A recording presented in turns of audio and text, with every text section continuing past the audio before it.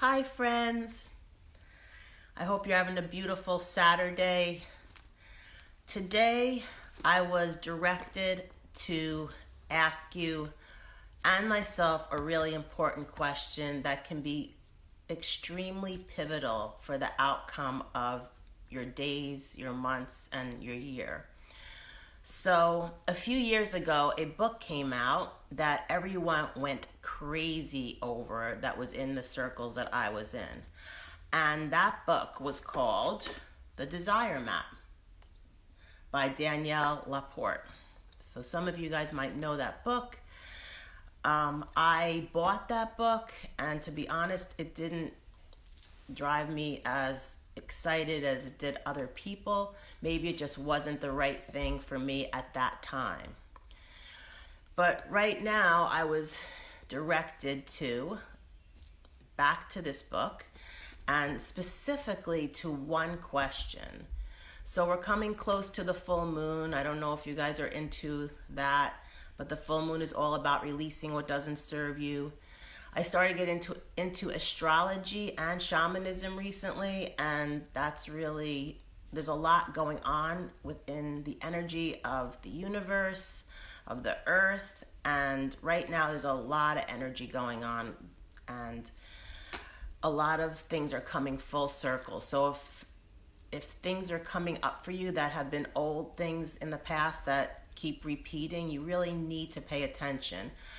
And the question that she asks, that I asked myself this morning, is a really important question, because if we connect more to how we feel, to our feelings, that's more of our true calling, okay? What our bodies and our hearts and our souls need to be focused on so that we can be our happiest and most,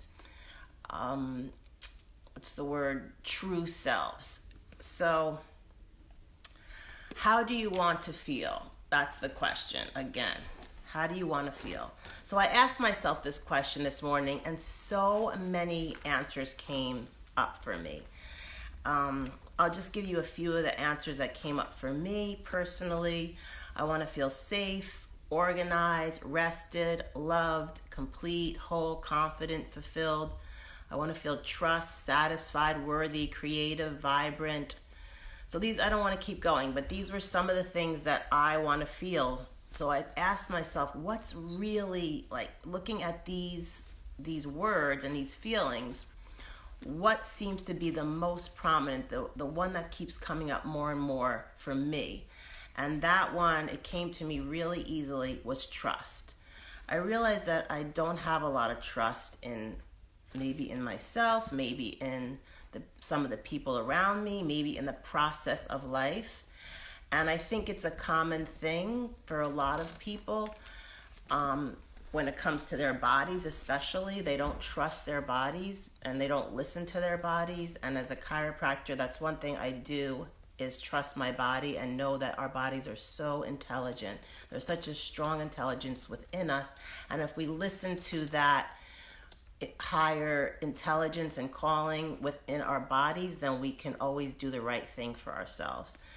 But for me, trust is huge. And so this is how the exercise is going to work for you and for me, if you decide to do it, is every morning now when I wake up and throughout the day, I am going to remember and remind myself, how can I bring more trust into my life?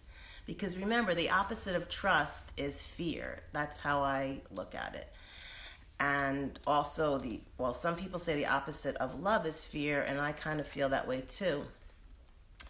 But if you trust the process, or if I trust the process of life, if I trust that I'm in the right place at the right time with the right people, then and if I trust myself, then I don't have to, get angry at myself or get frustrated that things aren't going the way I want. I can try to look at what the purpose of whatever I'm going through at this time is serving me, and then be more responsible for myself and my actions and moving forward in my life of what I can do to make it better.